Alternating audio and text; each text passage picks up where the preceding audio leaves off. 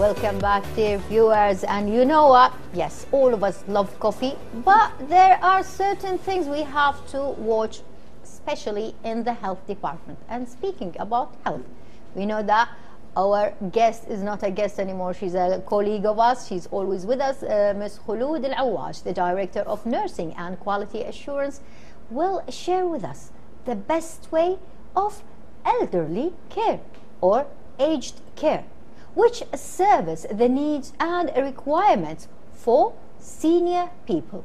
So hello and good morning, Ms. Kholoud, and welcome back again. Good morning, Mrs. Amal, and thank you so much for this invitation.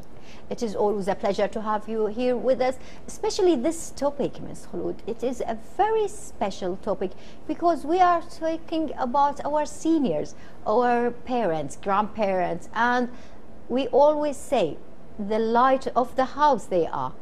It's true. Actually, yes, they are elderly and they are very fragile and they are very sensitive and they need special care. Yes, indeed. So the idea of their special care, I know sometimes some of our elderly, they don't like it and they will fight it. So how do we approach it to them? Okay, to be honest with you, we should start from beginning.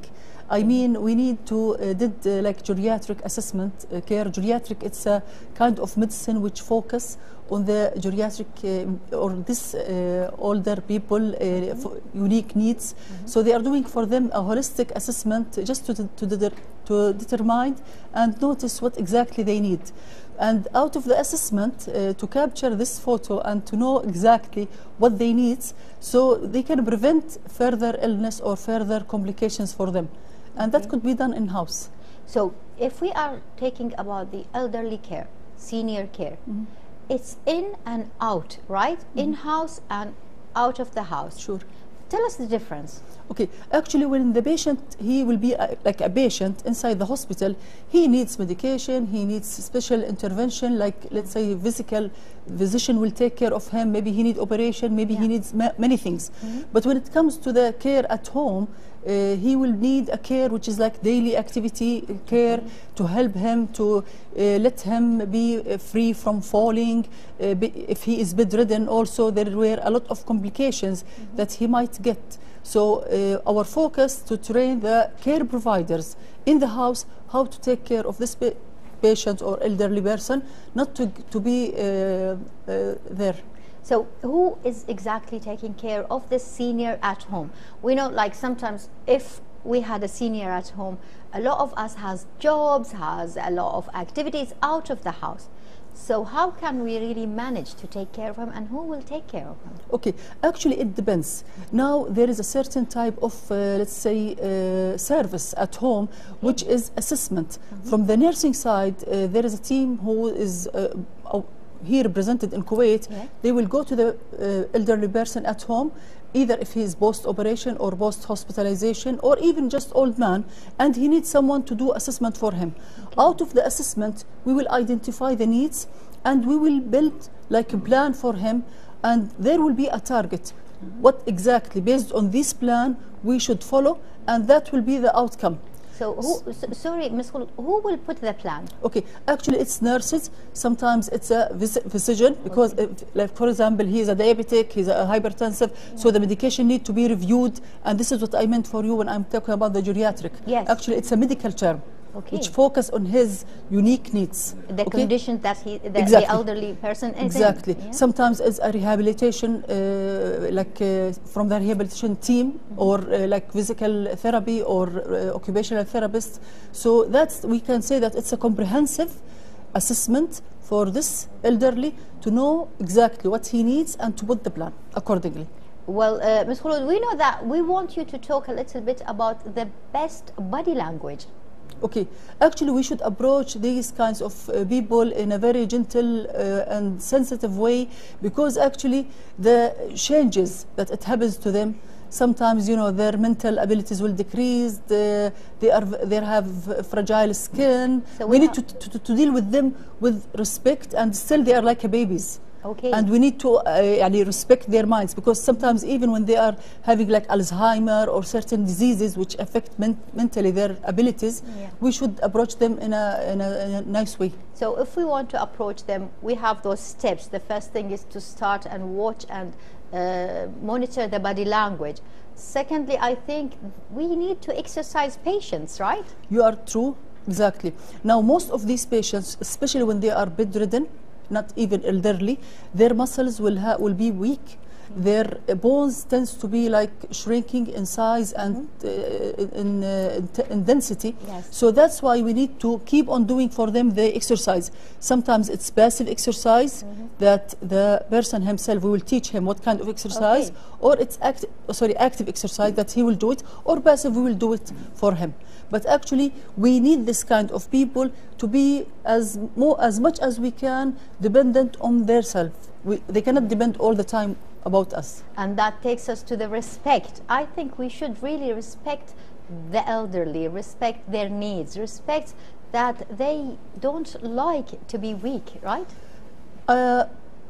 Most of the cases, especially post-op, for example, that story, it's keep on repeating, and the orthopedic doctors can tell you a lot about it. Yes, that there'll be like fracture for any old man, it's not like man or woman. So out of this, let's say, bad experience in the hospital, that they are bedridden, and so they will tell you that I don't like to walk, I don't want to move from the bed, I don't think that I want to go from the bed. They will be very ashamed from using the urinal or having the full catheter. So here, when the physical therapist department, they will be there, they will educate them, they will assist them, so then they will gain the confidence on themselves how to walk and how to use the medical devices. Actually, what happens is that when the person like post-stroke, he will be bedridden. Yes, and then people will think that I need to bring a nurse at home and I need to bring everything for him. But who will know what exactly he need to have? What are the training program that should be there?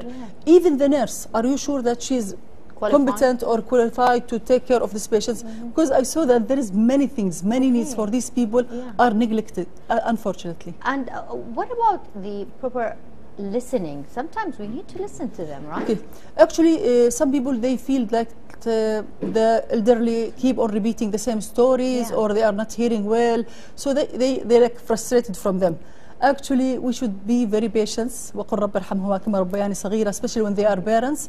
We should just to deal with them in a very respect and even a very sensitive way, because they are just like children when it comes to the geriatric, let's say, or older people. Yes, seniors. I always say that we need to ensure comfort for them, because it's always like a bell, the chart bell. We start from the mid and as a child, then we get to our peak, then we deteriorate until we get children again. That's true. So we need to ensure their comfort. We need to tell them that it is okay.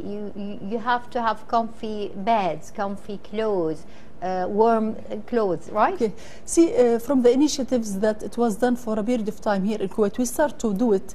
Like if we can get, like for example, a certain like van, and we can get the elderly people from a certain place that they knows each other, and we can take them to a certain places that they love, like Souk al-Mbarakiya or whatever. Or the cafes that the old men really love to sit in. Because the social life is the most important thing that they are missing. Okay. As you mentioned, when we are going to our works, no one is sitting with them. And we are just put like a caregiver or someone there in the home, and we think that it's okay, we did our job. Still there is a gap. So that's why their even psychological status, they are not like very well. They become like easy to be angry and all these things. Yeah, and this takes me to a question. Like sometimes when they are home, a lot of people, we try to maintain our patience, but sometimes the people around them get fed up. Sorry for this. I know, but this is the harsh truth. That a lot of being taken care of, a lot is upon their shoulders, especially they have a whole home. Okay. So how to provide the best care? Okay. To be okay, now if we can just categorize that what kind of care that they need. Okay. Sometimes the family, they decide to bring a nurse, for example, but the patient, or let's say that the elderly, she or he, they are not accepting that nurse. So here we have certain training programs for the caregiver. It could be the driver for the man, and it could be the housekeeper for the woman, that we could train her for the certain daily care. I'm not saying that this driver, as a companion, can exactly, we? Exactly. Because at the end of the day, if you bring nurse and she is sitting there all the time, unless it's needed, actually we should avoid it. Because sometimes even these people, they feel frustrated. There is a creative ideas that we can do it to help these people. Okay, that's really takes me to a question, Ms. Kholoud, that we know that you have a lot of responsibilities, and as a head of department, tell us some of those responsibilities in this kind of service. Actually, in certain hospitals, they are doing the home care services. Really? Exactly. Home care services, which we mean like specialized nursing care. We designed certain programs in Kuwait that the nurse, she is specialized to go and give certain type of care, which is like injection, IV drip, medication. She can take blood and we can do the investigation. So, let me get this straight. Like, if we had an elderly at home and we really know what's happening to him, and we categorized the amount or kind of care that he needs, we can go to you, Ms. Kholoud, and we tell you we want to be partners in that directory, right? Exactly. Actually, here in Kuwait, there is a pioneer companies. It is just specialized for the home care, like nursing or equipments. So they are providing, they have from the call center, they'll get the information, and then a team will visit the patient inside the home, and according to the needs, they can provide like physician or occupational therapist or whatever, and they can let's say put the plan of care. And even, by the way, in Kuwait, in Mubarak Hospital, there is certain geriatric doctors that they are doing it. In Kuwait, in certain polyclinics, there is geriatric care that the doctors are visiting the patients in the same area or region to visit them, just to follow up their medication, their vital signs, and all these things. Yes, I really remember my grandfather, may his soul rest in peace, when he was living in my father's house.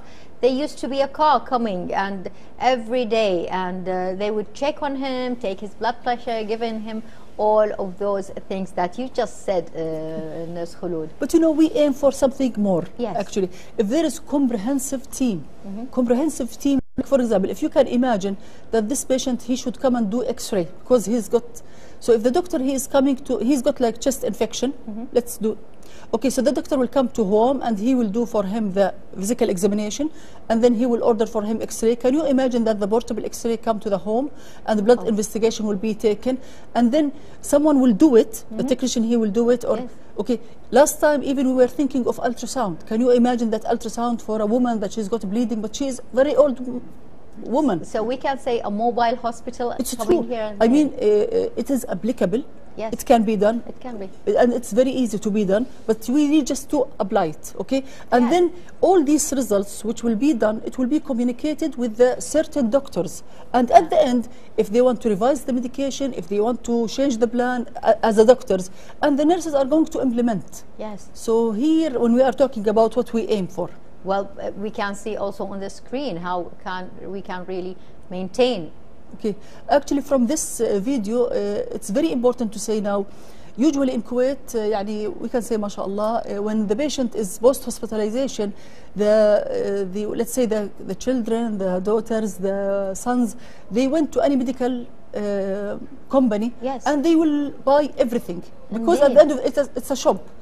So anyone, the one who's in the shop, he will tell him what is the case, and he try to sell him as much as he can. But these are really helpful, we can say that. But Ms. Amal, no one knows, we can say like 80% people, they don't know how to use it, or they don't know what exactly needed for these cases. When I was visiting the houses as a general nursing manager, I used to see many equipments at home, For example, they are putting the towel on the things. They are using them in different ways. Like the treadmill that all of us really have at home, but we don't use. Here you can see that the care provider, he will not break his back, he will not harm his back. Yes. And the patient himself, he will be free from being pulled in a different way. Yes. And by the way, I'll just give you a simple example. For how many years I noticed that the air mattress. Indeed. Air mattress. Yeah. Everyone, he will go and he will buy air mattress. Did you ever notice that there is two types of air mattress? One will prevent the bed sources. Yeah. And one, if there is bed sources, it will prevent the complications of the bed sources or prevent it to be more.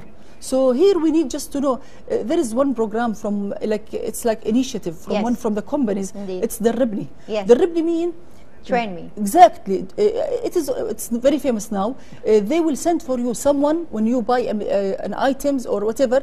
They will do assessment for the case and they will tell you what exactly you need, and they will provide you. Exactly, provide you a training for that. Well, that's really wonderful.